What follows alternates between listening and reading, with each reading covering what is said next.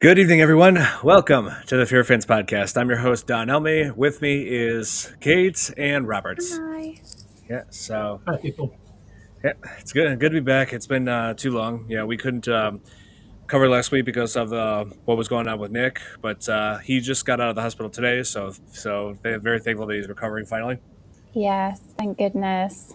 We're so happy Nick's got to come home. Yes. Hey, Thomas. Good to see you. Hey, Santi. Oh, even the comment display looks different. Yeah. So, just for context, we started it like with a new service.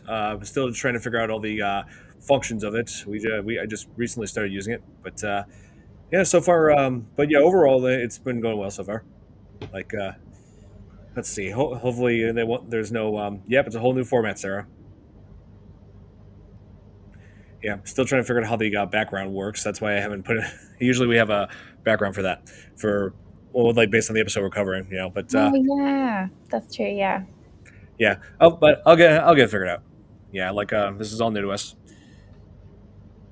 Oh, and so today we are covering the third chapter of George Romero's Dead franchise, which was released in 1985. It is Day of the Dead, and like I said, third installment. First one was Night of the Living Dead, released in 1968, a classic, and another classic, Dawn of the Dead, released in 1978. And this Day of the Dead, which is arguably the most graphic, most gory chapter of those three films. Yeah, I have to say I didn't enjoy it. I just watched a few bits and pieces and I was like, I physically cannot watch this. Like it makes my stomach churn and I'm like, it's just not my cup of tea. But I appreciate that there's some iconic scenes in it. And I can see why people like the storyline, but the whole gory section of it, I'm just like, nah, I'm good. Oh yeah, I totally hear you. Yeah, like yeah, I feel it's like Tom Savini just really went all out on it. Like yeah, Tom Savini, Kate, he does all the zombie makeup, the gore effects. He does that. He's done that for all sorts of movies, such as Friday the 13th, Creep Show. The list goes on. So he's very good at what he does, and Oh yeah, that's great, but not for me. I got you. Yeah. I'm the other way. I just point and laugh. Usually at the non-comical scenes, but I'm like that. it'll just uh, it'll just hit my funny bone for some reason. I'll just have to laugh at things, especially the scene with the hands coming out the wall. Oh yeah, that opening scene, like Yeah, that's one of my favorite parts of the whole movie. Just that whole first 6 minutes of the film. That's yeah. yeah, and it's like a little build up. Like it's like an empty room, yeah, like where The box. Sarah's in there. Yeah, Sarah's in there alone. She goes up to the calendar and decides, okay, Halloween's over. Let me just flip the calendar. But nope, one less scare. I think um, they used it in another movie, didn't they? Or they used it a few times. That sort of scene where the hands come out the wall and try and get you with the jump scare. yeah, that's been done in several different movies. Oh, here's someone new. Woo Riders DG from Northeast Florida. Nice. Yeah, that's awesome. Hey, that's awesome. Florida's a good state, and it's also where this movie takes place. And yeah, the opening scene we're just talking about was where they walk into the town. That was Fort Myers, Florida. Okay. And I believe some of my family have. I personally haven't been there, but some of my family has, and I recognize the Edison Theater that was featured in it. Oh, nice. I've never been to Florida, so I haven't really traveled much in the States, but it's definitely a state I would like to go to in the future. It's worth. Yeah. Oh, it's worth it, Katie. Like there's pretty much no snow there. It's very decent weather year round. Oh, here we've got Nikki. Hey, Nick. Hey. Hi. It's really zoomed in on your face, Nikki. Yeah, it's zoomed in. I don't know why. Yeah, because she's using her phone. Yeah, it I must be. mean, you're beautiful anyway, but it's just like it was like right there in your face. Bless you. How are Yeah, you? you're good. Thank you. That's awesome. Yeah, I'm Isn't Jill from Florida? Oh no, that's not too. What was that? I have no idea what just happened. I don't know either. That was weird. Yeah. So let's see. Jill is from California, Santi.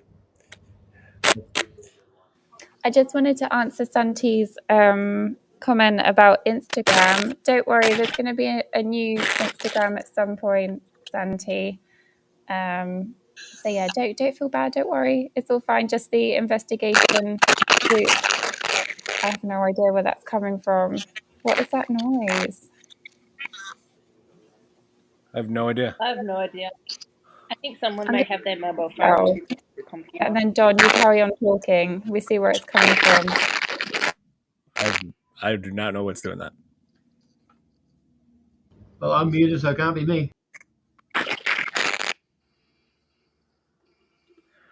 Some kind of interference from your end, Nikki.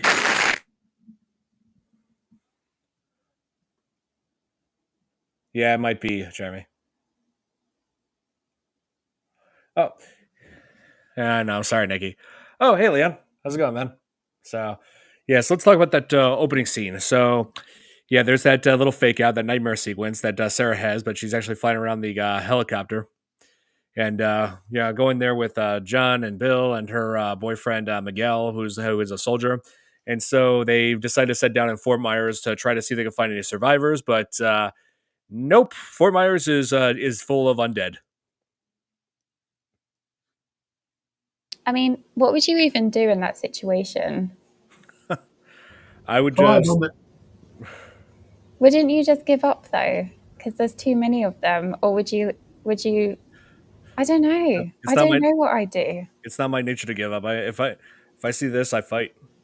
Like is Yeah. either one of two options: fight or run.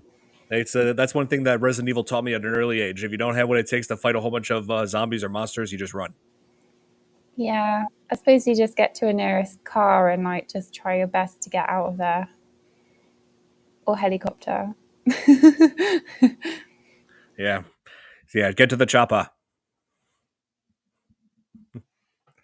Yes, but yes, I just love that scene how they just made it look like like a completely dead city. Not just because there's undead there, but just because of how shut down it is. Like there's like when like, this feels like what it would be like if there if and like what would be like after mankind leaves this world through some kind of apocalyptic event. Like the city would be completely empty, nobody maintaining the roads, nobody there to basically keep the plan. Like the businesses are empty. Like everything is just completely deserted. And also, I imagine like trees growing, and probably the not probably the roads would definitely be covered in more grass and weeds. It's like when mankind leaves the world, nature is taking it back. Yeah, it's like all of those apocalyptic films. Because you're reading I Am Legend at the moment, aren't you, Don? I just got it, yes, but Yeah. I'm not reading it just yet. I got it to something as a little something to read down the road. Yeah, I'm building up a book collection, but yeah, here's what I just bought. Drum Oh, roll, please. there's another good series I've been reading myself called Slow Burn, and that's about zombies as well. Nice. That's really cool. Yeah, Yeah, I'd love to read the book. I haven't read the book. I'm looking forward to it. Poison Ivy for the win. Yep. Yeah, and Poison Ivy definitely has that motivation. Like she's all about. She's basically like an eco terrorist. She believes plant life is more important than human life, and wants to cover the world with plants again. Yep. Yeah, yeah, Batman villain. Hmm. Let's just say this: I like her in the Arkham games and in the Harley Quinn series on HBO Max, but I did not like the way I did not like her character in Batman and Robin. It's like she teams up with Mister Freeze, who wants to create a new ice age, but she wants to cover the world in plants. Yeah, that's contradictory. Yep. Definitely. Yeah, there's no way how it's Yeah, and yet they still want to work together. that was just silly. Yeah, that story was a mess. Anyway, so as for this film, Uh, yeah, I like how I think the zombie makeup effects have definitely improved. Yeah, like I noticed in Dawn of the Dead, like the zombies looked all bluish. But here it was like more gray. Yeah. Hmm. Oh, I have to leave. Okay. Yeah. Hey, I'm sorry. Sorry, Nikki. Sorry you were having Oh, sorry, interference. Nikki. Yeah. Yeah. Hate that movie. Oh, Batman and Robin. Yeah, we don't talk about Batman and Robin. All right. Yeah, Oh man. But I have to say the zombies were definitely scarier in this one than oh the yes. others. Yeah, Here, let much me just scarier. yeah, here, let me just pull up see if I can find an image of like what the zombies were like in Day of the Dead. Hang on. Oh, but show me pictures of that terrible remake from 2008. Yeah, don't even bother. Let's see. Day of the Dead, 1985. Oh, and also that one zombie that was that the first zombie that appeared in there, who like I don't know if I could show an image of it on here, but who had like the jaw that was like really messed up, the lower jaw that was all broken apart. Turns out that was an animatronic. Like Oh, like okay. I was impressed when I learned about that. I'm just like that actually looked like a real person. Like wow, Yeah, because it's 80s it came out, right? 1985. Yes. That's impressive. Yeah. Oh yeah. They have a new what, meta quest thing for the. Okay. So Sarah was talking about the argument. Okay, here's what. One of the few times we were rooting for the zombies instead of survivors. Yeah, that zero. That was the case near the end when the soldiers became, yeah, extremely hostile.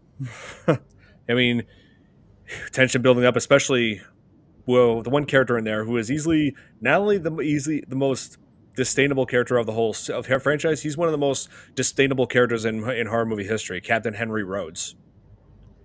Oh, that guy was that was like way over the top villainy. Did they win any I awards for makeup? I'm not sure. Yeah, they should have done really. I have to ask, was the bad guy British? Joe Polito, I don't believe he was. Let me. Oh, they're usually British. Uh, He was American. Oh, here, oh, okay. Polito. Yeah, he died in recent years. Joseph Oh Polito. no. Let's see.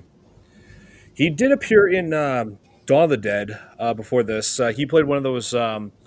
It was in the extended version though. Mainly, he played one of the cops at the dock who was like hey, what kind of who was hassling no, from the two news anchors, Fran and Steven. Yeah, like but then Roger stopped them. Yeah, that's in the extended cut. That's not in the theatrical version. I like the whole movie. Yes, there were definitely moral issues in this film. Definitely. Could Like you tell me the moral issues? Because I watched like 40% of it through the. because of the gore. I got no, Yeah. I got you.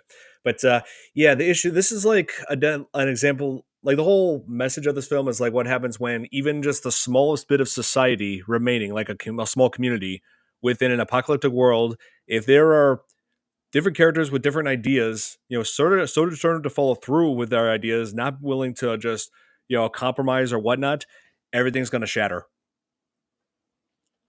Society crumbles under certain pressures.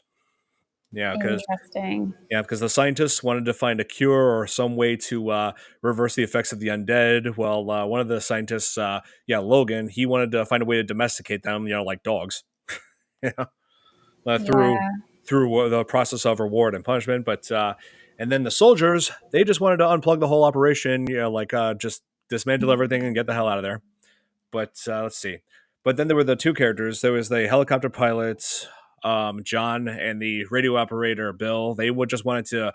I mean, they also wanted to do the same thing, escape as well. But but yeah, the soldiers were definitely much more hostile about it. Yeah, Rhodes, Steele, and Rickles. Oh, and also, I just learned the actors who played Steele and Rickles are also no longer with us. Oh my gosh, so Yeah, many. I mean, this was 40 years ago. I mean, a lot can happen in 40 years. Yeah, true. I guess the other moral is not to mess with Mother Nature. Well, I don't know if it was really tampering with nature that caused. It's like Wait, wait. trying to bring back the undead, and Well, you don't want to mess. it's never really well. It is implied what happened with them when what Mm, brought the undead, brought the dead back to life in Night of the Living Dead. It talks about a space probe that returned from Venus that carried radiation that could have caused the undead.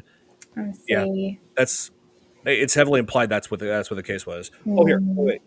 Nick's saying, "Hi guys, just stopping in to say hi before departing. Still resting. Oh hey, yeah, you rest up, man. Yay, Nick. So Hey, Sending you Nick. lots of love. Get well soon. yeah, We for really sure. miss you. So glad he's out of the hospital. Now you're Definitely. becoming a zombie, Nick. Zombies in GTA are wild. Yeah, they can be. I wonder if they're going to create a zombie mode for the new GTA. There's zombies in GTA. Yeah, I don't know, maybe, or you could like maybe you could like dress up as zombies or something. But there was, I mean, there was definitely zombies in Red Dead Redemption, Undead Nightmare. Yeah, Oh, yeah. that I loved. I remember seeing. Oh, here Zero says Bub the zombie was the highlight of this movie. He totally was. He was definitely the highlight. One of my favorite zombies of all time. Yeah, What Bub. did he do? Yeah, Bub the zombie. He was the. You know how I said Dr. Logan was trying to like domesticate the zombies, like through reward but yeah, Bub was the zombie that showed the most promise in that. He was his intelligence was increasing. He was not being hostile towards people. Yeah, he just he they had Oh, that one. Yes, yep, yep. yes, like Logan like gave him a razor to shave and then a book to read. I like how he gave him Salem's Lot, amazing book by the way. Stephen King. Yes, Nice. hopefully, yeah. Oh yes, Bub, Oh, there he is. yes, there he is. Okay, yep. Yeah, I love how he was. Terrifying. Oh yes, yeah, but yeah, like the zombie makeup on him was incredible, and I love his expressions. He's able to like show emotion. He just yeah, Bob was incredible, and yeah, even the first zombie like learning how to use a gun. Yeah. Oh, Kate, I think you're cutting out there. Did you mute? Yeah, I'm sorry. I've got my dishwasher in the Oh, background, so I'm trying not to like disturb everybody with my oh, I dishwasher. oh no, I understand. So when I'm Don't not worry, Kate. talking, We're all disturbed anyway.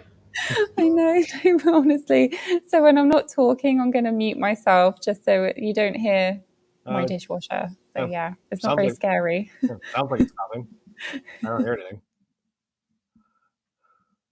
Oh yeah.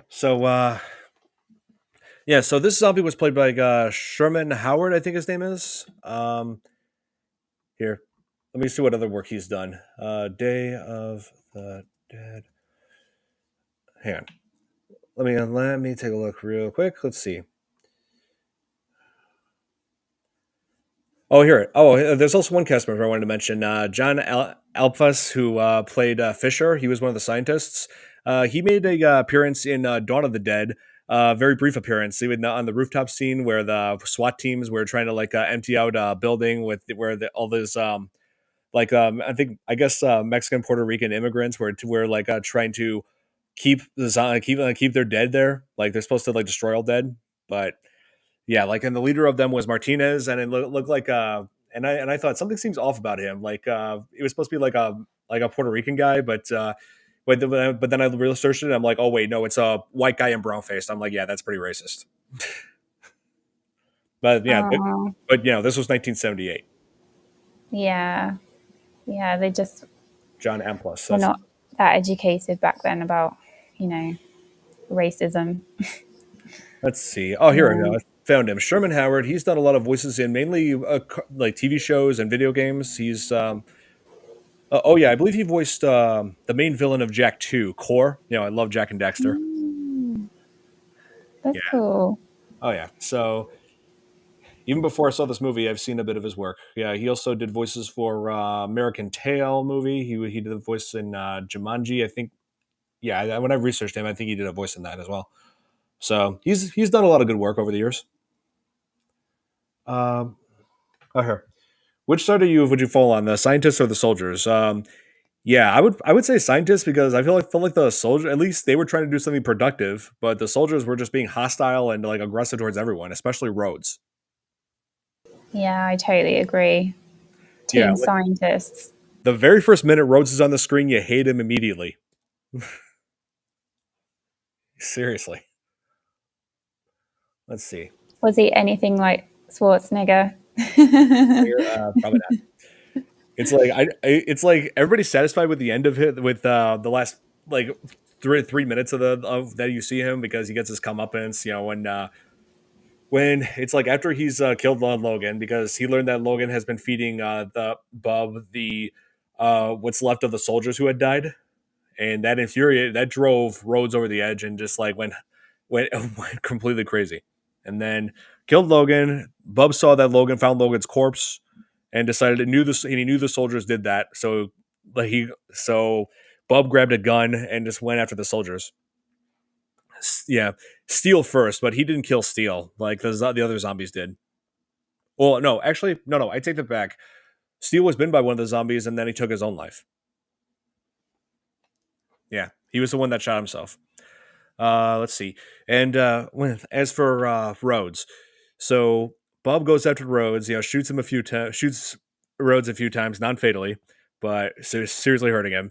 Rhodes walks over to the door at the end of the hallway. A bunch of zombies are right behind the door, and then gets taken down, ripped in half. Yeah, I couldn't watch that scene. That scene is iconic though, but didn't have the stomach for it. What about you, Robert? I guess you just laughed, like you said. Yeah, pretty much. He got what he deserved. Yeah, and let's see. Here, I'm trying to look up like how they did that, like those that effect here. Yeah, because they like had him laying down like his head was shown, like the rest of the body that you see in the movie was fake. You know, Yeah. yeah, Oh, yeah, like he ended up getting like being soaked in that blood and all that, and it was oh man, That'd be like John Hurt in Alien. Just the yeah, head and the rest of the body fake. yeah. I was about to say that it must be a very similar effect around the same time as well, right? Of Alien. 85, 79, I think Alien was, Oh, wasn't it? yeah. Oh my gosh. Yeah. 6 years. yeah, Wow. yeah, and the whole his final line choke on them was ad libbed. Yeah, that was his own. That was his own thing. He was like choke on 'em," as he died right there. Wow. Oh yeah, yeah. Oh, here. Oh, wait, I just looked it up. Here we go. Okay, it says right here the blood and entrails that were used were real. The pig intestines and blood were used from a slaughterhouse to create the scene. And then let's see. Oh yeah, and also the entrails were were then spoiled over time, and then yeah, some people got sick from that. Couldn't happen to a nicer guy. Yeah, totally. Hey, Billy. I think I think similar was used in Tremors, wasn't it? Blood, pig guts and entrails and blood. Uh, yeah, I got a little bit. Oh, here. Bob the Zombie. Yep, he definitely avenged his master. He avenged Logan.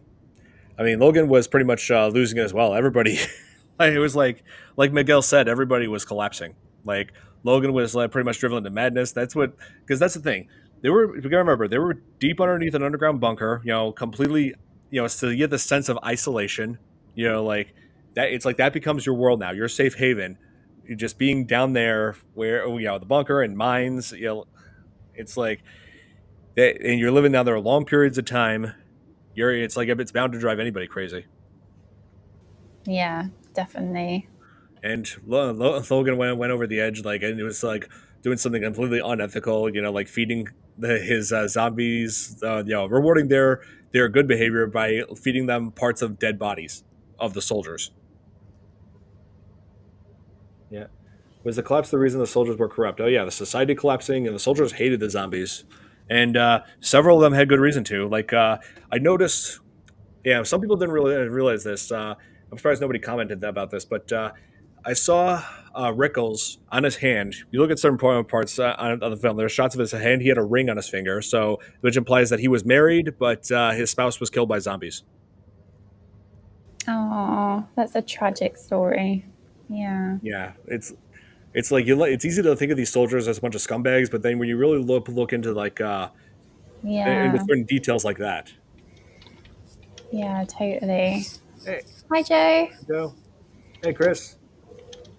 Yo, Chris. Yeah. How long after Dawn of the Dead does Day of the Dead take place? I would have to say of just like several years. They never specifically say just how long afterwards, but I would guess a few years. Which how judging by just um, how deteriorated Fort Myers was in that opening scene. So it's fair to assume that the rest of the country was like that. Like I where just looked that up. The 1985 film Day of the Dead takes place years after the events of 1978 film Dawn of the Dead. It doesn't say how long, but it's years. Yeah, you're right. okay, yeah, and I remember Bill said like then like during that meeting that the scientists were with the soldiers, he said that the power was out on in America and all the shopping malls are closed. So yeah, no more shopping at mall refuge like in Dawn of the Dead. Oh, that's ideal, isn't it? It's like the best place to go, to a mall, if you're in that Like situation. tails. Yeah, not just zombies. The soldiers hated the survivor. Yep, that too. Yeah, it may have It's been under earlier. it would definitely it may have been under Rhodes' influence because I will say Rhodes did not improve the situation. Yeah, I mean we could I'm sure we can all agree on that. Hello from He oh definitely wasn't helping. yeah, definitely. Hey, welcome Terry. Thanks for Hi. tuning in. Yep. So, yep. Today we're covering Day of the Dead. Yeah, like the. Did you catch the Romero cameo? Oh wait, cameo. Hmm. I'm not sure. I mean, oh yeah, I've seen his cameo in Dawn of the Dead in that opening scene with where he was like working at a news station like a technician. Him and his who was his wife at the time, Christine Romero. Yeah, they were both were like working like trying to like figure out new rescue stations, like a list of rescue stations because they were working with outdated information.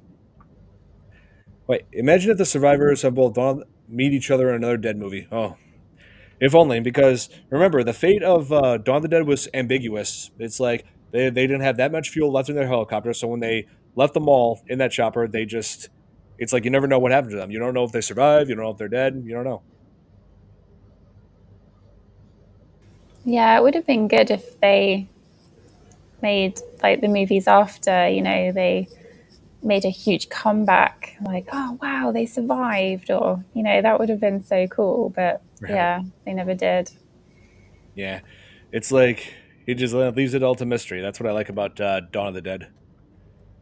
And and of course, at the end of Day of the Dead, it shows like the zombies have taken over that underground bunker as they have been doing with Fort Myers, with that mall and Dawn of the Dead, just taking over.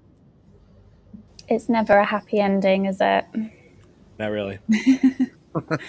It doesn't say at the end, and they lived happily ever after. Just the Well, zombies. well, in some sense, they did in Day of the Dead. I mean, the survivors, Sarah, John, and Bill, they get away in the helicopter onto some island. I'm assuming the Caribbean because that's close by to that's within because Yeah, it takes place in Florida, so it's yeah, fair to assume that they took refuge on some island offshore from Florida, and yeah. they live Oh. out their days on island. And I like how she's still keeping track of the days, like starting a new calendar in November. Mm. Well, someone has to. The whole world is dead. There's nobody. There's like, it was like implying. It was there was some implication that the people that those survivors in Day of the Dead in that bunker were the only people left because they couldn't raise anybody on the radio. There was Yeah. nothing but zombies gathering outside their fences on the above. Mm. Yeah, I guess she had to start somewhere. So Yeah, November. yeah, that's man, that's depressing. Something I just found.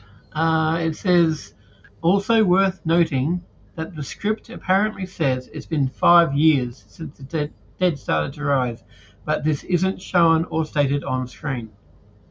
That's Hmm, the Day of the Dead. really? Hmm, interesting. And I mean, now let's talk about the zombies. I love one of the things I love about the way the zombies were done in this is just you could just take a look at the way they're dressed and you could just tell what they were when they were alive when the whole world was normal. There was no Yeah. one day plague. You could see what they were in their past life. Like you see let's see, opening scene. There was that girl that was dressed in a high school band, like school band outfit. And let's see, there later on we see a football player, we see a clown, we see a bride. we see several people in suits, so they could have been businessmen. It's like gives you an idea of what these people once were. Yeah, that's interesting. I guess if they did it nowadays, everybody would just be in tracksuits and hoodies. Isolation totally changes the mindset, especially in horror. Yeah, I feel like they went in more into detail. They got more detailed on that. That's with the Night of the Living Dead remake, which is the next zombie movie that we will be covering after this one. I don't know when we're going to cover that, but that will be the next zombie movie. There we go. I was just thinking, if it happened nowadays, how many zombies would be going around with Crocs on? Can you imagine? Oh man, yeah. Because Crocs are so trendy at the moment, and I don't get why. But yeah, can you imagine zombies and Crocs? No Thanksgiving. Oh, yeah. Like we fit scheduling conflicts. You know, like I was planning on Thanksgiving, but I'm sorry, on Thanksgiving. You know, we covered Thanksgiving last year. Yeah, we were. I was definitely considering Thanksgiving, but I was still wanted to make room this month for antlers because Nick has been really wanting to cover that, and I feel like November would be the best time to cover that. So, and it has to do with Yeah. a monster from Native American folklore, and and it's about to be Thanksgiving, so I feel like it'd be the perfect time for that. Isn't it Native American Heritage Month? Wendigo. Yep, the Yeah. Wendigo. Yes. Yeah. So I'm planning that for next week, assuming that Nick will be fully recovered. I'm sure he will Yeah. be. You know, like he's making good progress. So Mm. I just want Fingers to crossed for Nick. yes. Yes, definitely. Yeah. So yeah, Nick, if you're watching this, man, hey, we're all praying for you, man. Yeah. So hopefully you'll be 100% real soon. And hey, as soon as you do, man, dinner party at my place. All all of us are. Yay. Don's cooking. Yep. I'll book the air flight. Take you a day to get there, Robert. It'll be worth It took me 18 hours to get from here. Went from here to Brisbane, Brisbane to New Zealand, New Zealand to San Francisco, then San Francisco up to Portland, Oregon. Oh That took my 18 hours. gosh. I can't even Wow. imagine. Mm. Man. That's crazy. Which side of Australia are you on? I'm on the East Coast. Nikki's on the West Coast. Okay, nice. Okay. Oh yeah, yeah, that's right. You did mention that you were in opposite ends of Australia. Yeah, Yeah, she's Mm, 2 hours behind me. yeah. And wow. I mean, I personally, I've never been to Australia, but it looks nice. Like I would definitely would love to see Sydney. I would love to see the outback. Hmm. Yeah, obviously there's some wildlife that you got to be cautious about. Yeah, yeah. Well, we have kangaroos that jump into the yard here, and often go by my window right here. Snakes haven't gone. I haven't come across any snakes, but apparently when they've been mowing the lawn here, they have come across snakes here. A Mm. Oh, few nice. different other weird animals. What's your worst wildlife story, Robert, where something went wrong to do with wildlife? Like Uh, I spiders. haven't had anything personally, but I'd say the worst one would be when Steve Irwin got done by the stingray. Oh Yeah, yeah. I Yeah, that remember. was awful. I remember when they announced it. My dad actually woke me up. That said that it was summertime. I was like, I was on summer Yeah, break. It that's was right on. 2006. Yeah, my dad woke me up and said, "Hey, Don, Steve, the crocodile hunter just died." And I'm just like, "Wait, what?" Mm-hmm. I was in complete disbelief. Well, we Yeah, went that we was went to horrific. the Portland Zoo after that about a week after, and they'd already had a thing set up for the memorial of him and collection type plate. Oh, So just they didn't waste any time. They No. got things set up there. And there was nothing they could do, obviously, like No, over the barb stingray. pierced the heart.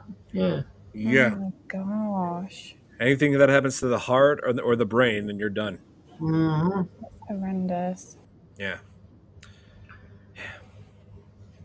Well, they've also had the zombie Australians, although you couldn't really tell them apart from the bogans. So, like, obviously, this movie shows that everybody has different ideas of how to handle a situation. But Yeah. oh yeah, Sarah, I'm with you. I'm surprised. I was expecting Tom to be here. Hmm. Yeah, this definitely. Crazy. Yeah, this movie's definitely up his alley.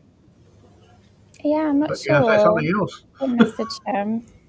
I'm not sure if he was taking a break. I'm not sure. I don't know. I mean, he could be taking care of his dad. We don't know. So Yeah, yeah. or If, might be looking after the Queen. I mean, hey, if he's not able to, I'm sure he has a good reason to. So Goddess, I should say. yeah. But so this movie obviously focusing on the whole concept of everybody just having different ideas of handling a very dire situation. But Mhm. how would you handle, like, if a zombie apocalypse did happen in real life? Well, it's like, what would your game plan be?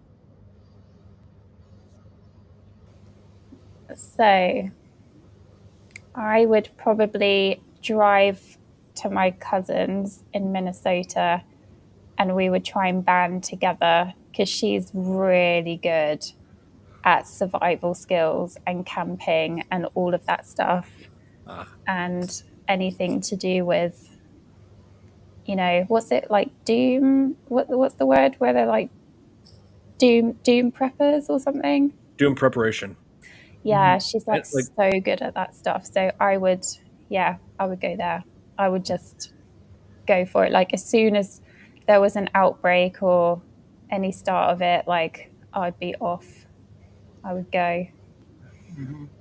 oh, allergies. Okay, I got you, Tom. Hey, no worries, man. Oh, Well, hey, Tom. hey, hey, don't worry about the show, man. You just focus on getting better. So Get well Yeah. soon, Tom. yeah, because hey, it's that time of the year. I know how it is. I've had allergies myself from time to time. Yeah, he Mhm. did tell me that. I'm so sorry. My memory is so rubbish at the moment. But yeah, he did say. Yeah, here, let's see. This is Tom's world. This is Tom's world. This is Tom's world. Is he here? We should hear the SpongeBob laugh if he's here. Nope, didn't work. No. It's showtime. Oh man. Damn it. For me, I'd probably take the approach that they actually did in one of the Australian zombie movies, where they they were faced with a huge wall that was unclimbable. It was massive, and just go about waiting it out because in that one, the aliens had actually turned everyone into zombies with meteorite rocks. The ones that were affected by the rocks, like one woman got a hole straight through her guts, and she turned into a zombie. And Oh, and I can't remember the name of the film though. Go look that up. oh, But oh, yeah, oh, they guy with a hole in her stomach. yeah. Oh, that was Death Becomes Her. No, that That was was the Gallagher. It was an Australian zombie Oh, okay, movie. okay. It was an Australian film. Okay, so that's yeah, my bad. My bad. Yeah, and they just had to wait it out because the aliens came back and fixed everyone up, except for, of course, for the one with the hole in the stomach because she died. Right. Oh wait, there was one zombie movie that I know from New Zealand that Peter Jackson Mhm. directed, Dead Alive. I believe, Yeah. yeah, I believe they call the movie Brain Dead over there. Like there's different titles for Okay. that movie, but Yeah. yeah, but here in America we call it Dead Alive.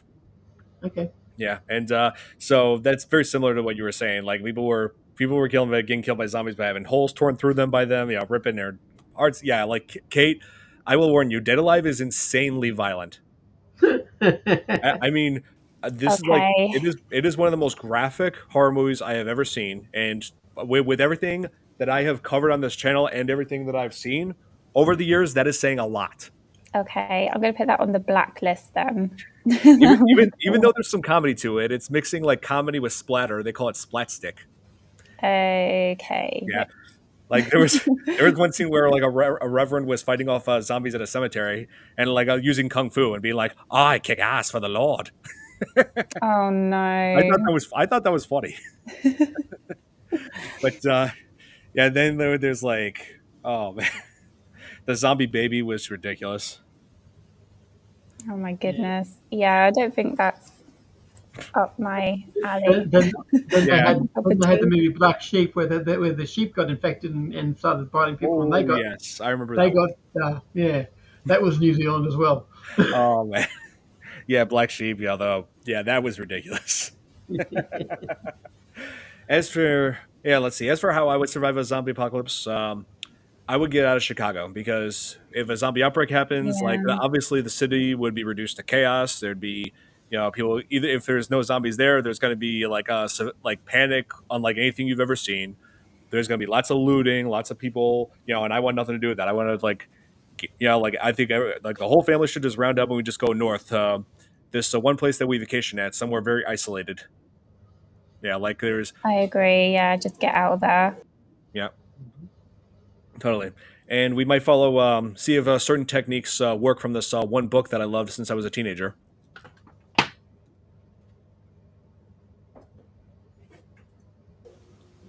Yeah, Tom, it would be a nightmare. You'd no more Philly cheesesteaks. Philly cheesesteaks, yeah, no more Chicago deep dish. Oh yeah, I remember that book, the zombie survival Yep. guide. Like, is it legit info or is it just a I think joke? I think it's got a lot of great ideas. It explains Okay. like it says you know, like it recommends you have like always have short hair so that way there's nothing for zombies to grab onto. Like and like tight fit clothes so zombies won't grab on their clothes. Like this would not fly. Zombies will grab this, pull it down. But then, and let's see, So it you says would have to go around, shave your head, and have no clothes. well, not shave your head. Just don't have like extremely long hair. Like Okay. my hair might be fine with that. But that's one of the suggestions. It says like let's see, hold on. Oh yeah, cut and like keep your hair short and have tight fit clothes. Let's see, and it recommends using like crossbows if possible. You know, silent kills because the gunfire would attract zombies. They're attracted to noise. Let's see, flamethrowers. Oh here, yeah. See, it discusses it right here. Yeah, I get that. Yeah, makes sense. And let's see what else. Oh here, immediate defense. Always have your oh, here it shows like what possible places would be useful to hold up in. Like it says right here, office buildings would be you know office buildings and apartment buildings. If you can disable the elevators and barricade or destroy the stairways, it can be a tower of safety. Until Yeah. you need food, though, right? Oh yeah. And water. Yeah. They do cover that too. Like they covers fishing right here as well. And also, if you guys Mm. are wondering, yeah, this book was actually written by Max Brooks, and you know who his dad is? Now, Brooks. Mel Brooks, Hollywood. Wow. Yep, big Hollywood EGOT status filmmaker Mel Brooks.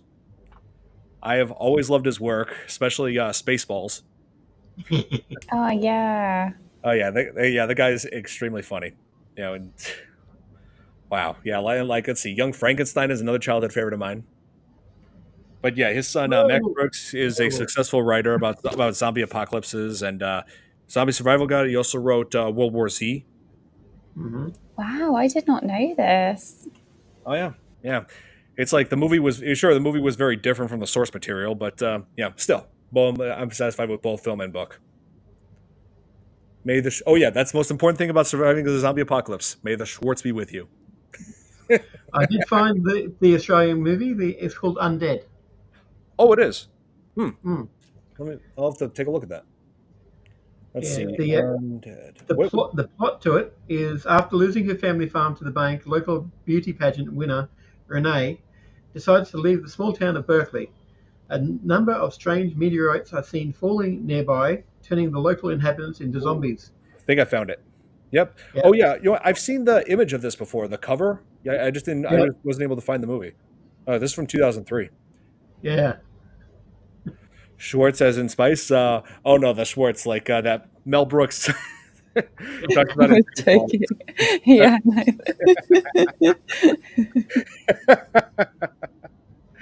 But yeah, like Spaceball. Me and my cousins have fond memories of that movie. Watching it when we were younger.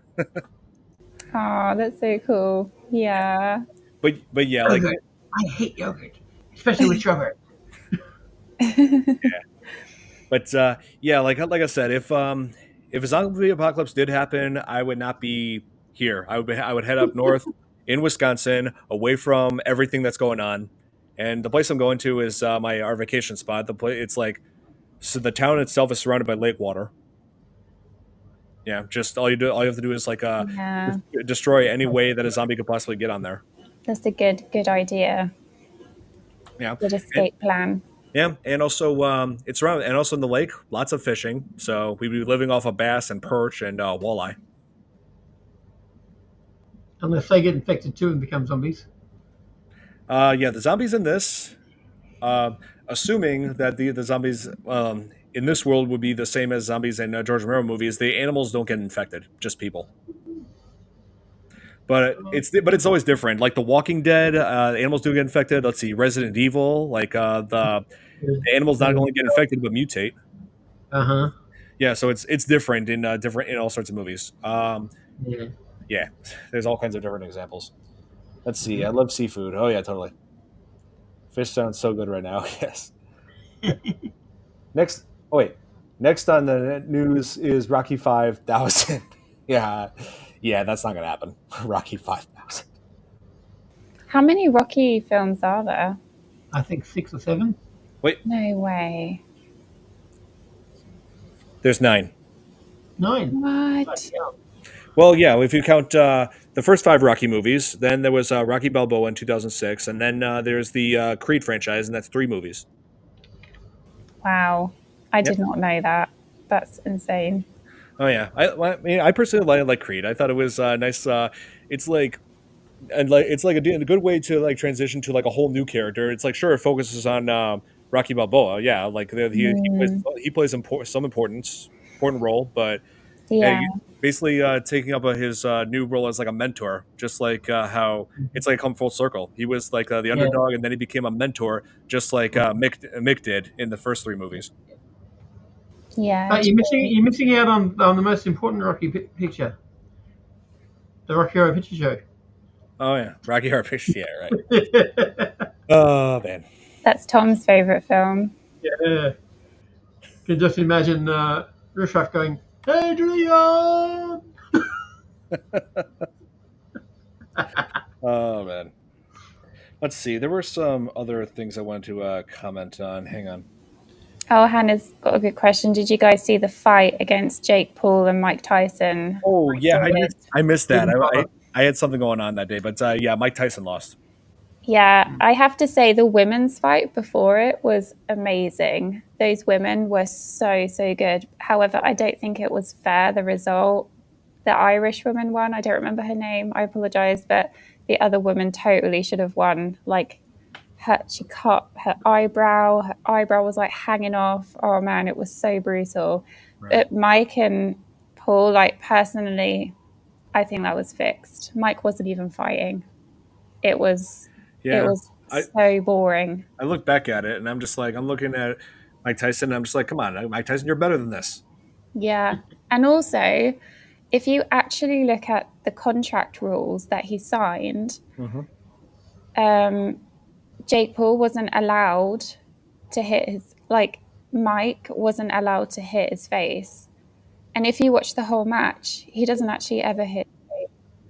So Huh. you can kind of tell, like, I don't know, there's just a lot of theories and a lot of things and gossip going Yeah. around. But honestly, I do think it was fixed. Yeah. And it's a shame. But Yeah. he got some good retirement money, I guess. So 20 Mhm. million or whatever. So Yeah. I mean, some people are like taking the whole punching the fan face thing in like sports like more seriously than ever now because Yeah. it technically, Crazy. I mean, because I will say it is technically possible to kill someone just by hitting them in the nose.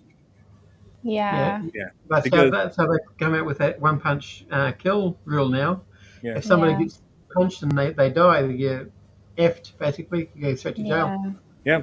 Yeah, because it causes broken nose, nasal bone Goes fragments up will in. go Yeah. right into the brain and kill you.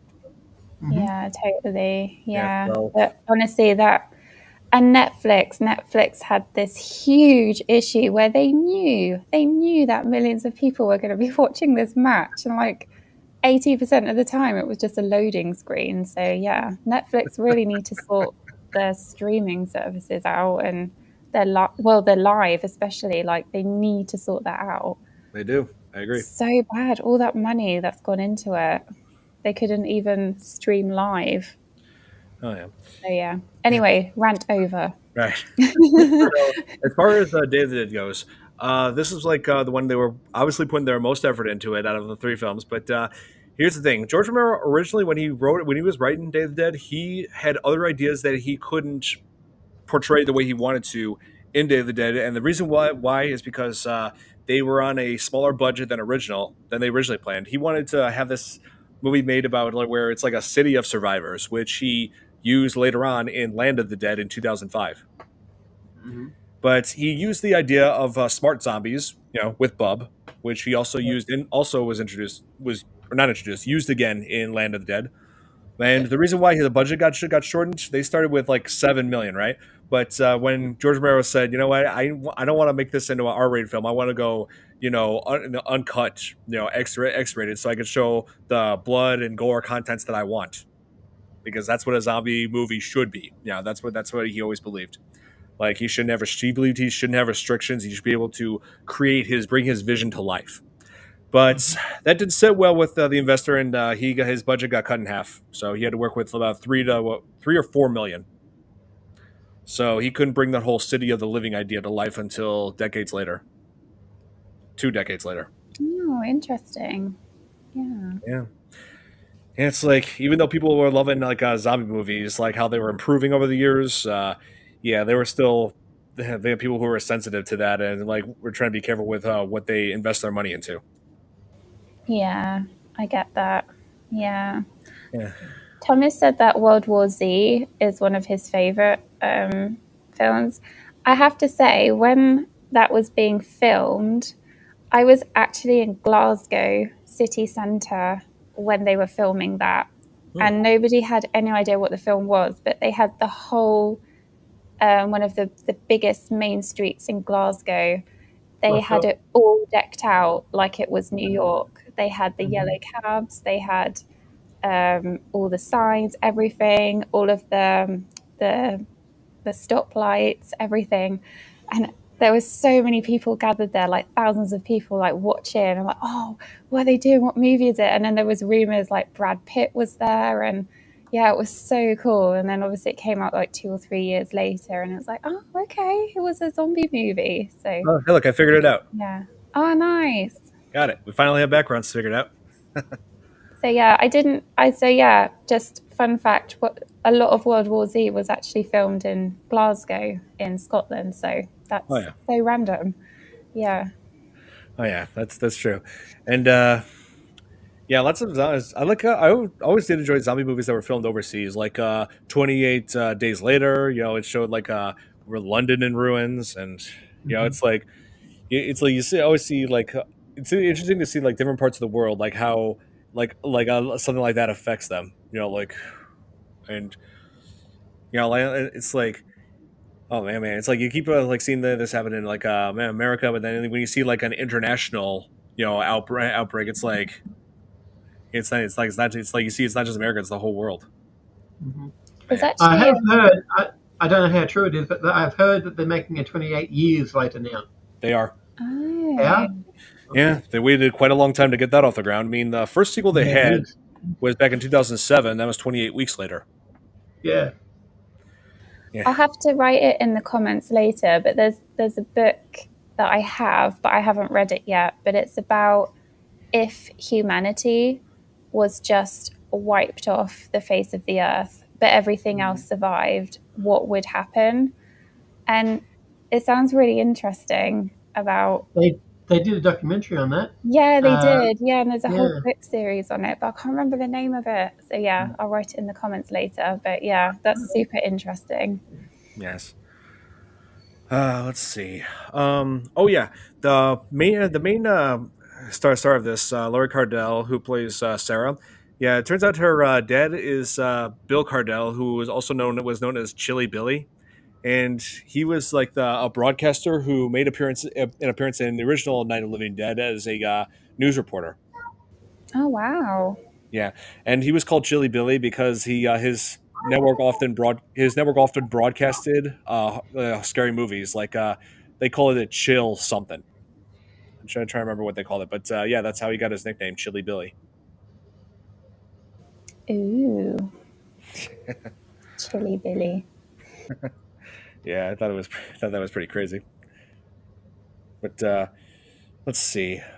Um, oh, and also, yeah, like this also introduced the idea of like if someone gets bitten by a zombie and then they cut off all that limb that was infected, then they might be okay. Like because there was that scene where things really started to fall apart in that base where Miguel, like who was Sarah's boyfriend Miguel, who was he was bitten by a zombie in the arm after when they were trying to deal with bringing zombies out of that corral, which was a Mhm. very dangerous job to begin with. Yeah, and then they cut off his arm. They had to like amputate his arm and then like cauterize it with a torch. And they do that to stop bleeding. I And bet that was painful. oh god, yeah, no anesthetic, just punch to knock him out. Mhm. Lovely. Yeah. Oh my god. Yeah. So I think this might have been the first movie to like explore that idea because there have been other zombie movies that have done that. Like when they had to sever a limb to like stop. Like one famous example was I definitely brought this up before was in what was that movie called? It was in Grindhouse. Planet Terror, where Rose McGowan had like a leg torn off by a zombie, and then she had to have like a machine gun, like an assault rifle Yeah. replacement Yeah. attached. Yeah. Yeah, how was she able to fire that thing without pulling any triggers? I do not know. That's like the most over the top thing imaginable. Yeah. Oh yeah, and I researched this film recently and found out that one of the soldiers was played by Greg Nicotero, I believe his name is. He was like in his early he was only 21 years old at the time and was working as a makeup effects artist under Tom Savini. I can't imagine anybody better to learn from than Tom Savini. And you know what he did later on in his and you know what he did later on in his career? Went on to do the zombie effects in The Walking Dead. Oh, wow. He did well then. Oh yeah. Mm. Yeah, so yeah, I was always impressed by the zombie makeup effects in The Walking Dead. Those were some of the best ever. Yeah, Yeah, Something yeah. that got Super me, something that got realistic. me in The Walking Dead though, no one was wearing any real bright colours. It was always darker colours, muted colours, grey colours. No one was out there in I don't know, floral pink or Crocs. daisy coloured types. Crocs. No Crocs or Ugg boots. No. Oh man. Yeah, It's or like- even accessories like in their hair and stuff like hairbands and Yeah. earrings or glasses. Did any zombies wear glasses? I think so. Like I think I that's think been seen a a couple few of them. times, but if Yeah. they yeah, I would think that if a person did transform into a zombie and they like had glasses before, I'm sure like the glasses had fallen off somehow down Yeah, the road. that would be the first thing. I can now picture a Velma zombie going around. My glasses! I can't see a thing without my glasses. Oh yeah, one of the biggest Whack. one of the biggest running gags of Scooby Doo. And let's see. Yeah, that's one of the things I love about zombies. You look at like I've said before, you look at their clothing, look at like the way they are, the way they're dressed. Yeah, like you could just tell what walk of life they came from when before zombification. And yeah, I gotta say the Walking Dead. Like when I saw that for that first episode, I saw that when it first premiered on Halloween back in 2010. I was in college. Yeah. I had just come back from a frat party. And then I saw the first two episodes, and I'm just like, oh my god, this is incredible. Yeah. Yeah, and a lot of people have been suggesting for a while now um, that we cover the Walking Dead show on here. And oh man, I'm just trying to figure out the best way to do that. I'm thinking, do I do like one whole season on each one of these and on each episode of this, or do I cover like one episode at a time? Years worth. Yeah. Yeah, Or it's maybe so hard. year 1, 2, and 3 for one episode, 3, 4, 5, 6, like that. Not a bad idea. Yeah. Yeah, not bad. Oh yeah, and so let's talk about like where everything just falls apart, where they're trying to fight through where Sarah, John, and Bill are fighting their way out of the caves. And one thing I noticed is that when they're firing the guns in that here, let me see if I can pull it up on here. You can just tell like the gunfire was like visual effects. Hang on. Day of the Dead. Yes, you can find. Yes, you can find this movie on YouTube. Let's see, and now it's available in 4K. Awesome. Uh, whoa. Okay, here I edited this part that was like extremely graphic. Hang on. Isn't that like 90% of the film Oh, anyway? here we go. Yeah. Hang on. I found a segment. You can just tell like that's the gunfire coming from the gun. That's that you could tell the visual effects. Yeah. It's like it just happens within frames. That's like Flash Gordon style.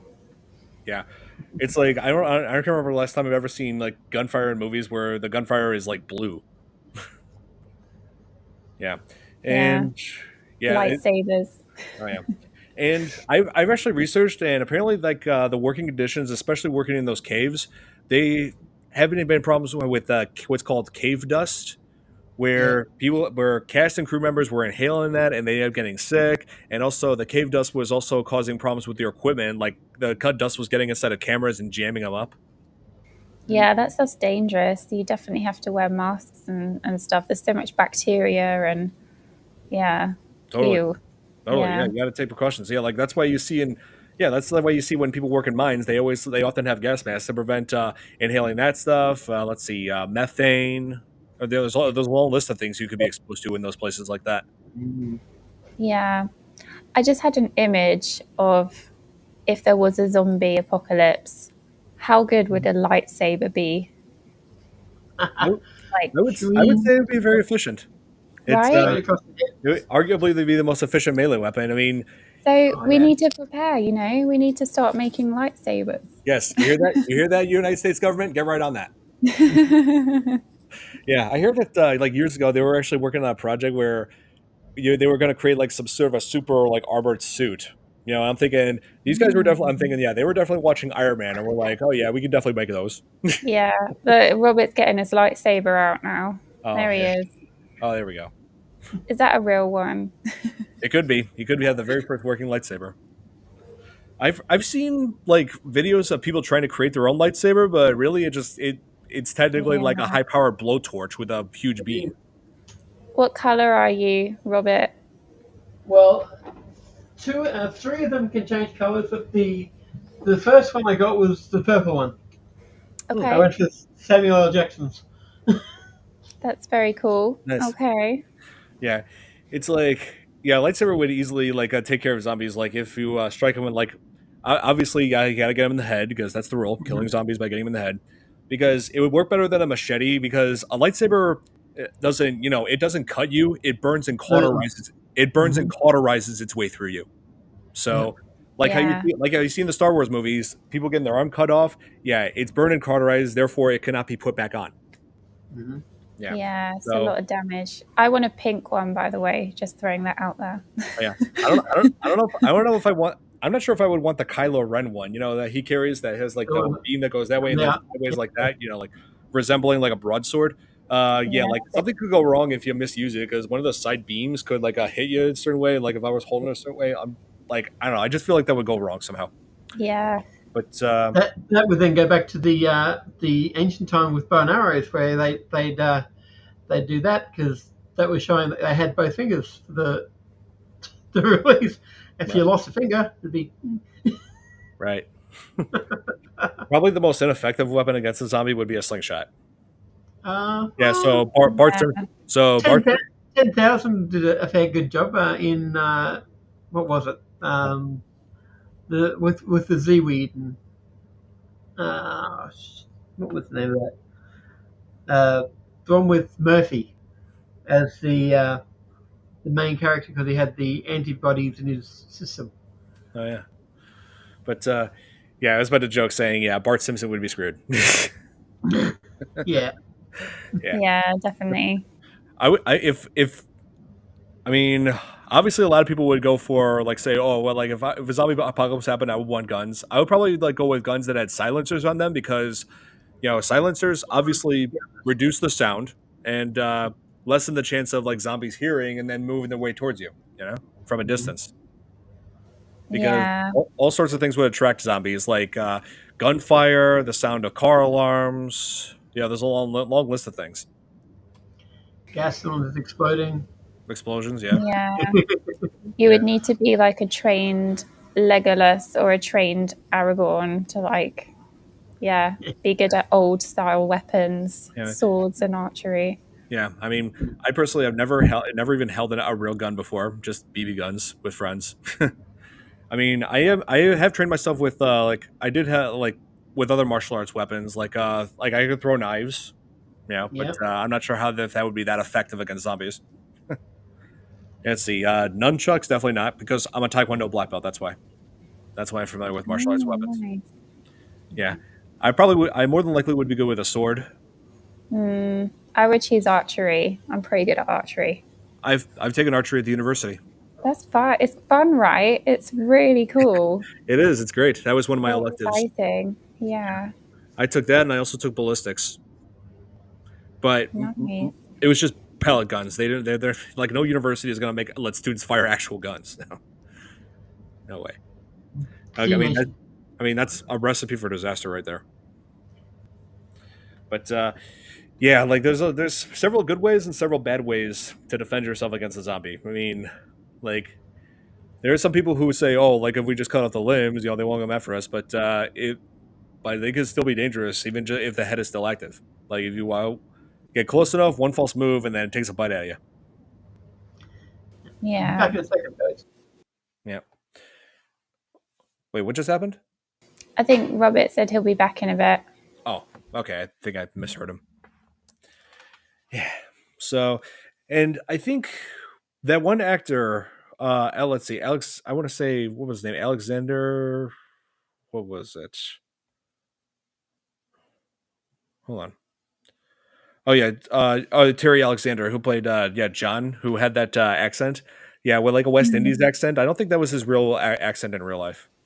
No, it wasn't very convincing. Yeah. Oh, here he said it says he's from Detroit.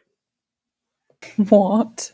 That doesn't make any sense. Yeah, it says the actor was from Yeah. Detroit, so he just went with an accent that he felt like went well with the character. Like I guess he was like going for like West Indies, Jamaican, and I mean the opening. I mean the theme song of Day of the Dead definitely had like a Caribbean kind of a feel to it. Yeah, Yeah, so yeah, it did. it was something different. I like how they kind of like changed the tone a bit just to make the show that this movie is just its own thing. They're not trying to like recreate the exact same thing as the previous ones. Yeah, that's true. Yeah. Yeah, so I do give this movie credit for that. Yeah. Yeah. Yeah, it was different. Oh yeah. Uh, let's see. Oh, let's see. Here, Sherman Howard. I want to see what other. Oh, he says he was in an episode of. He says he was in Seinfeld. Sherman Howard, who played Bub the zombie.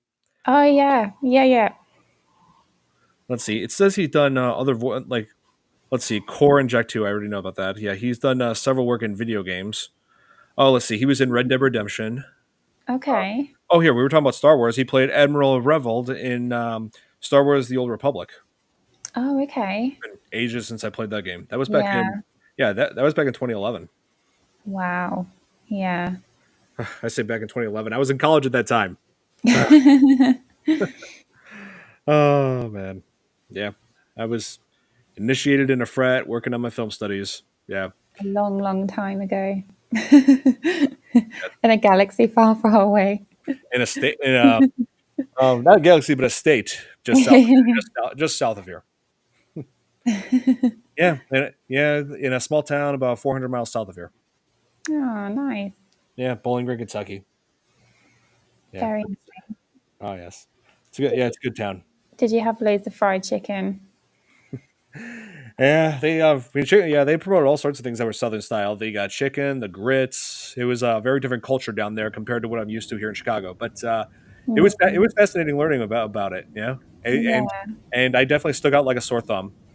I mean, yeah, people could tell from my accent that I was definitely not from around there. Yeah. They were just saying stuff. They were saying say Chicago, and I'm like Chicago. That's funny. Yeah, so that I didn't have that Southern accent. No. No, No. so yeah, because of that, I really stuck out. Yeah. Anyway, so did you go and get something, Robert? Yeah, I had to check something outside. Oh, okay. I thought you said you were bringing something to show us. My bad. No, I said I'd be back in a sec. Oh, Is it your cats? No, no, Oh, your cats are awesome. and not my cats. They're the owner's cats. Yeah, well, the cats that live with you. Yeah. That's so cute. yeah. Here, like I said before, here, let me give you an idea of like what the zombies were. Here, I got this right here. Like I'm wishing there was a better way to display this, but look at that. I just love how like well organized this whole thing was when it Mm. showed like those scenes. Oh, one in red. That must have been really fun to be an extra. Oh yeah. Yeah. Apparently, the actors who starred in this, who played the zombies, the extras, they were paid $1 for this, and were also given a hat that says "I was a zombie in Day of the Dead." Yeah. Wow. Look at this. There's a clown in there. There's a football player. There's a bride. Mhm. There's like a whole variety of people that were once living and are now among the undead. Mhm. Yeah, that's cool. Yeah, it's amazing the detail that they put into this, the costuming, everything, the makeup. Yeah. Uh, I mean, who wouldn't want to dress up like a zombie and be on set? That's so cool. I wouldn't mind They that. should, they should get the Undertaker to be the leader of one of these zombie hordes at one point in time. Yeah. And Yeah.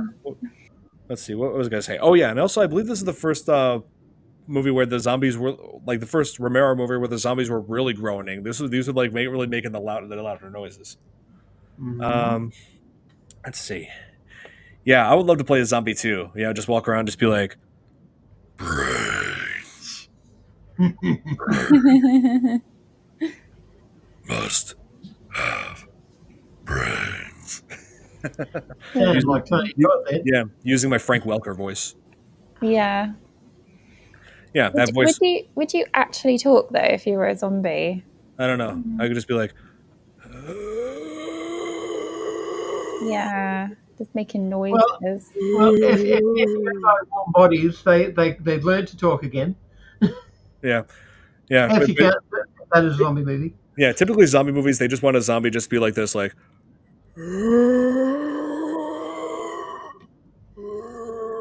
Like that. Yeah, why can't they talk normally? Why can't they just be like, "Good day, mate. All Well, right." let's remember there are some. We actually did cover one zombie movie where they did that, The Return of the Living Dead. There were, Mhm. Mm, yeah, there are a few zombie movies out there where the zombies do talk. Oh, Yeah, I guess Yeah, it's because they're like brain dead, though, aren't they? yeah. It depends on what direction Yeah. It depends on what direction certain films are going for. Mm, Sometimes we got zombies that run, let's see, yeah, which also Return of the Living Dead introduced, and it was also used in the Dawn of the Dead remake in 2004, mm. a movie that we're definitely covering this fall the following year. Also, Yeah. The Last of Us, they run at you. Oh yeah, and yeah, Yeah, The Last of Us. Well, Love they got that the show. clickers and everything else. terrifying. Love the Yeah. game. Mhm. Yes, and yeah. So like I said, there's all kinds of different zombies out there. But yeah, like The Last of Us having like a fungus based of a virus or no, not virus. If a fungus based outbreak, yeah, Infection. that was something a nice way to switch it up. You know, that was Yeah. Yeah, that's such a good series. such a good game The too. games. I Yeah. Oh, love, yeah. I love the games. The Yeah. game's scary, Yeah, especially the bit where you have to go down the holes and you can see all the floaty bits spring up. the floating bits. Oh yeah, the spores. Yeah, that's one of the ways. Yeah. And put That's your mask on. one of the ways that the fungus spreads. Yeah, like The Last of Us would be more terrifying because we don't have any vaccinations for anything fungus based, just Not yet. viruses.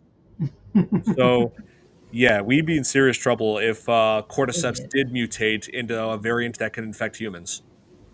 I did read about fungus and mushrooms that apparently their DNA is practically alien because it doesn't match anything else on Earth, but it's closer to our DNA. Isn't that weird? It is Mhm. crazy. It's like, what? Where did they come from? And like, how? And like, yeah, your body would be able to grow mushrooms out of it because it's like, yeah, you. I mean, yeah, Fascinating. yeah. I mean, it's like obviously, the Land of the obviously the Last of Us, their variant of the cordyceps. Like I said, fictional. It's an idea of what would happen if it would infect humans, but the real fungus really is a lot like that when it comes to insect world. So yeah, Yeah, yeah, it's pretty freaky. yeah, it is. Yeah. Oh, here, Billy is asking. One question: how does this connect to Land of the Dead?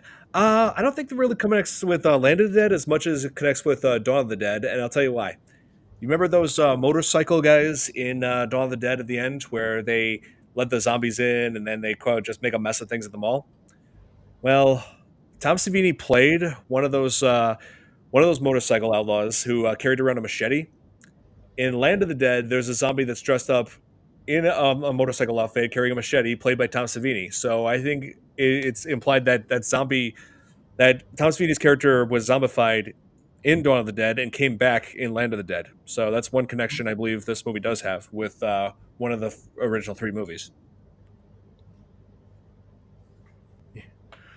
Yeah. So, Interesting. oh yeah, and yeah, I just love Tom Savini's work when not, with when he's an actor or also when he's doing what he's well known for, the makeup effects. And Yeah. oh yeah, and yeah, and Day of the Dead. I forgot to mention in the beginning. Day of the Dead was like released in like 7 years after Dawn of the Dead, and between that time, George Romero was working on other projects such as Creep Show. I absolutely love Creep Show. We covered that on episode 10, I believe, of this podcast. Yeah, it was 10. And he also did Night Riders, a movie that I definitely need to see. Apparently focuses on Renaissance and like horse riding. Definitely not the kind of thing I would expect from Romero, but yeah, I'll check it Knight out. Rider. That Right, rings a yeah. bell. Not related to the show Night Rider. No, it's something else. Hmm. Night Riders. Oh, here, Ed Harris was in it. Huh. Okay.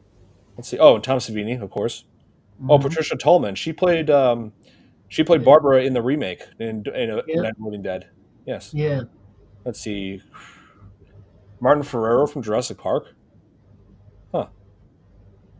Okay. And let's see. It's got a 6.3 out of 10 stars on IMDb. Medieval reenactment troupe struggles to maintain its family-like dynamic amid the pressure from local authorities, interest from talent agents, and their king's delusions of grandeur.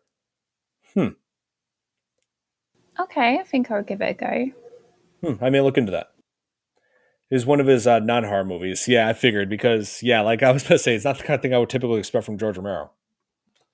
Yeah. Regardless, I'll check it out. Yeah. So yeah, Day of the Dead. Like obviously, it's different from the other two movies, but I do believe it deserves credit for in some areas. Like I like the idea of whole isolation causing madness kind of theme that they were going for with this, and the zombie effects were great. And the gore effects Yeah. were gruesome and phenomenal. And there were some really iconic scenes in there that influenced other films that came after it. So, yeah, like the splitting of yeah, Yeah, that and scene. the ending was so gruesome where the soldiers were getting their comeuppance, Yeah. and like there was that one soldier like who was running from zombies and ended up like getting overpowered by zombies and like had his head torn off while he was screaming, and you could like hear his vocal cords stretching like you could hear like his voice change, like become more high pitched as his head was being torn off because his vocal cords were being stretched. Yeah, that was just way too much. That was horrific. Let's see, Rickles having his head torn apart and like they were like eating his hand. Let's see, Steele was kind of confronted by Bub because Bub wanted payback for Logan's death, but ultimately he took out on Rhodes. Yeah, Rhodes was the most one of the most satisfying villain deaths in horror movies. Direct non horror movies. Yeah, that's true. Yep, James Wan. That's a good example of that. Yeah, I liked Aquaman. Not so much the second one though, but yeah, I remember first seeing Day of the Dead when I was like I was 12 at the time. I saw like they had it aired on Sci-Fi Channel, and I thought it had a few interesting ideas. I was just kind of like confused on how different it was from other zombie movies. It's like, wait, we have zombies that use guns now? What's going on here? Yeah, yeah, I get that. Oh yeah, 1985 was a pretty big year for horror, like with zombie movies, because there was this, and then there was also the Return of the Living Dead. Yeah, Mm. my third favorite zombie movie. My favorite zombie movie has to be Shaun of the Dead. Like Yes, that is my all-time favorite. Like it's so good. I should mention, Kate, we may be covering Shaun of the Dead soon, but it depends on what the audience thinks. Because after we cover the Night of the Living Dead remake, I'm going to give Mm. them a choice. Well, which zombie movie we should cover, like after that? What should It it has be? to be Shaun of the Dead. Come on, it's British. Like here's the choices I will give them. I will give them the 2004 remake of Dawn of the Dead. Let's see, and then Shaun of the Dead, and also let's 28 days later, Killian or Murphy. let's see, Land of the Dead or Zombieland. Shaun of the Dead. Easy. It Well, has to be. well, let's leave it up. We'll leave it up to the audience. Because people have been requesting all sorts of things like crazy, and I'm just like, okay, let's put it to a vote, see what what the majority wants. Fair enough. Yeah. Thomas So says World War Z. Have you covered that one already? no, we haven't. That's a good one. I like Oh yeah. that one as Oh yeah. well. Yeah. Can't go wrong with Brad Pitt performance either. So. Yeah, he was good in that. Oh, here, Silver Bullet. Oh, Nightmare on Elm Street 2. Oh, don't count as good horror movies in '85. Oh no, I was trying. Yeah, they were good horror films and other good ones in '85. I was talking about it was a good year for zombie movies because there were two good ones that came out that year. That's what I mean. I mean, I'm not saying all horror films, but at the time, well, were no good. They had some pretty good ones. Like Silver Bullet, I thought was pretty good. Let's see, Nightmare on Elm Street 2 was. I thought third one was a little bit better. Let's see. Phenomena was great. Oh yeah, Fright Nights. Yes. Hey, I mean, hey, I love Fright Night. We covered that on here. Like, come on. If I didn't love Fright Night, if I didn't love Fright Night, I would not have this. I mean, granted, I am looking for a Blu-ray copy, but they are pretty scarce. Yeah, but Yeah, some films are really hard to come by now, I've noticed, like on Blu-ray or DVD, because everything seems to be just streaming now, doesn't it? mm-hmm. Yeah, lots of streaming going on. Like a lot of people are releasing movies just on digital copies as opposed to like going with Yeah. Blu-rays, physical copies. Yeah. Yeah, I'm just afraid that soon physical copies will become a thing of the past because in several of the Best Buys that I've been to recently, do not have Blu-rays or 4K discs anymore. That's crazy. Yeah, Yeah. no more physical copies at Best Buy. No. I I just can't mean, imagine that because we grew up with yeah, videos, DVDs, like you can see the covers, you can yeah, physically hold it and look at it. And yeah. yeah, I just hope they never do that with books. I will yeah, because I love physical copies. I love being able to hold this in my hand and read it. But it's like yes, I can understand the benefits of like reading it on a tablet, you know.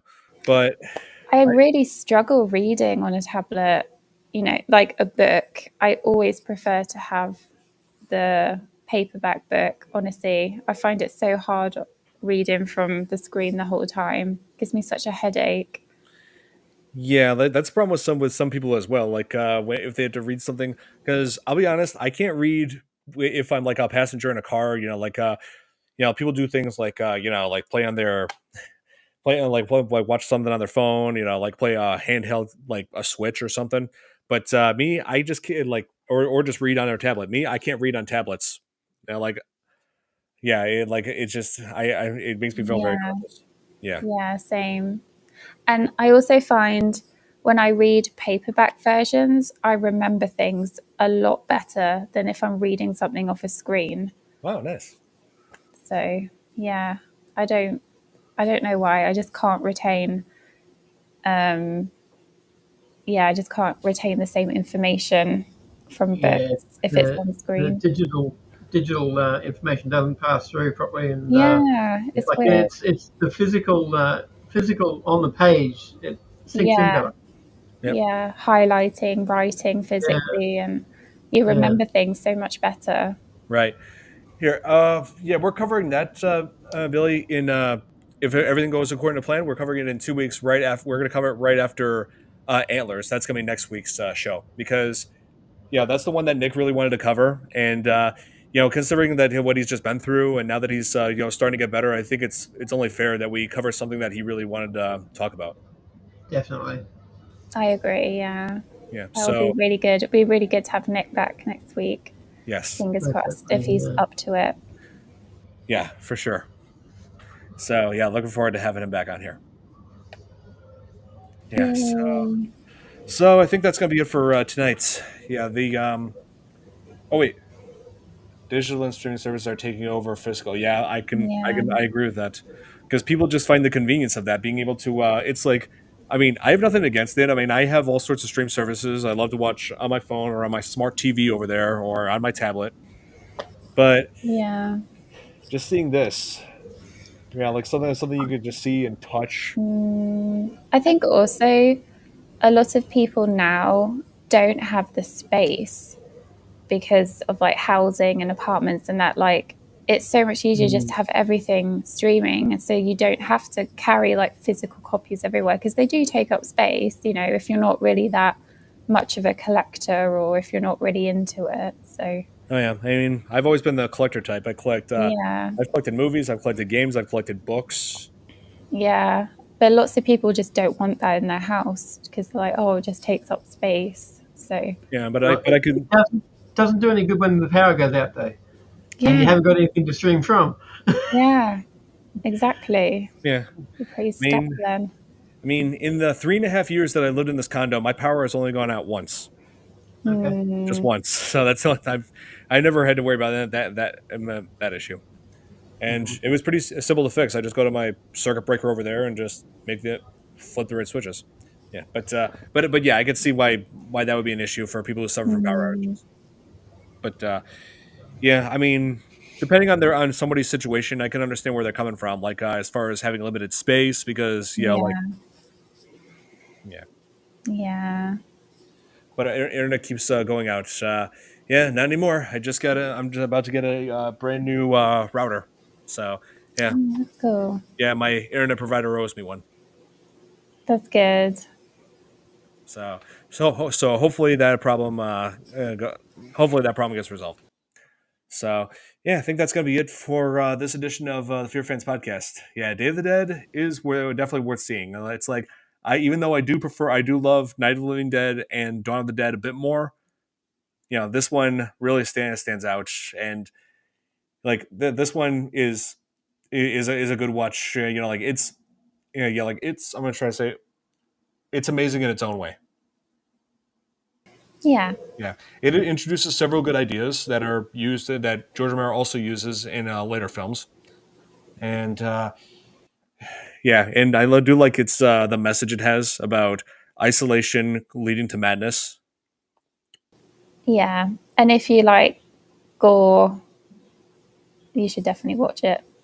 Yes, this one is full of gore. Like I forgot to mention that one zombie that Logan was experimenting on, it's down on the table. It tries to get up, and like its stomach is open and all its guts are spilling out. Yeah, Nope. Yeah. yeah, yeah. That's the kind of gore you better prepare yourself for when you decide to watch Day of the Dead. And it gets worse after that, especially the ending. Great. That carnage. Nice. Yeah, Rhodes really had it the worst, being ripped in half. Oh man, Lovely. yes. So hope you guys enjoyed. Hit the like button if you did. Subscribe if you're not subscribed, and I'll see you guys again soon on the live stream. I think Thursday I'll be back on there. So yeah, Awesome. Thanks for watching, everyone. Have a good week. We'll see you next Yep. week. yep. See you guys Thanks, next week. Yep. See you guys next week as we cover antlers. Have a good night, everybody. Bye bye.